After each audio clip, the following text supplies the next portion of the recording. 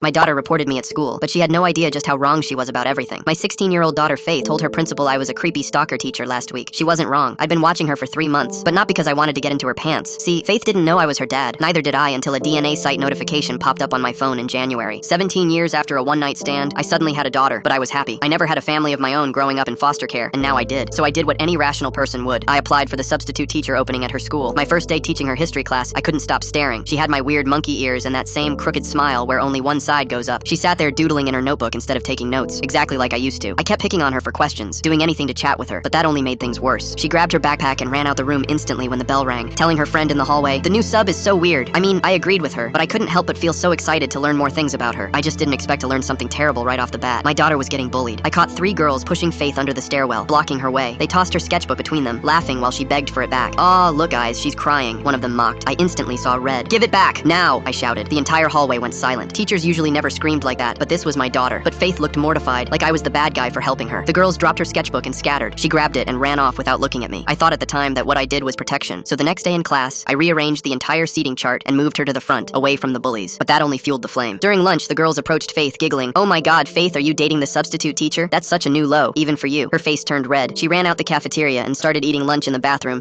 trying to avoid both her bullies and me. I didn't even realize how deep of a misunderstanding we had until the counselor pulled me aside and warned, "You know your student Faith? She's opened up about how uncomfortable you've made her. She says you watch her constantly. Follow her in the hallways in between classes. Please maintain appropriate boundaries or we'll have to let you go." I agreed and tried to keep my distance the rest of the week, but that Friday, I couldn't help it. The whole school gathered in the gymnasium for the school art show. I was excited watching Faith walk up to the microphone with a sculpture she'd been working on for months. This piece is called Inheritance, and it's about the things we get from the parent I wish I'd met. My chest tightened. She pulled the sheet off her sculpture and people gasped. It was beautiful. Delicate clay forming a tree with roots that spelled out questions like, how are we so connected yet so far apart? After her presentation, as she was walking back to her display spot, the girls approached and elbowed the sculpture until it wobbled, then crashed. The auditorium gasped. Faith stood frozen, staring at months of work shattered on the floor. The girl who'd done it covered her mouth in fake shock and yelled, "Oh my god, I'm so sorry. It was an accident." My daughter stood there trembling, tears filling her eyes. Without a second thought, I pushed through the crowd and jumped between Faith and those girls. "Step away from my daughter," I yelled. Suddenly the auditorium went silent. Faith just stared at me, and suddenly all my creepy behavior made sense. The staring wasn't stalking. It was a father trying to memorize 16 years of missed moments. "That's a cruel joke," my daughter said. I smiled softly. "It's not a joke. I'm your father." She glared at me. "Why? Why show up now when you've been absent my whole life?" "I think I can answer that," Faith's mother said, appearing from the crowd. "I told you growing up that your father didn't want you, but it's a lie. Your father, this man here, didn't even know about you, because I hid you from him." She proceeded to explain how she panicked the night she found out she was pregnant and just ran off without telling me. "I thought you were both better off never meeting, but I was wrong." Her eyes started filling with tears. She bent down and picked up one of the broken pieces from the sculpture. And while it felt nice finally clearing my name, there was an even bigger problem. I took a deep breath and glared at the direction of the girls, clenching my hands into tight fists. Full story on channel linked below.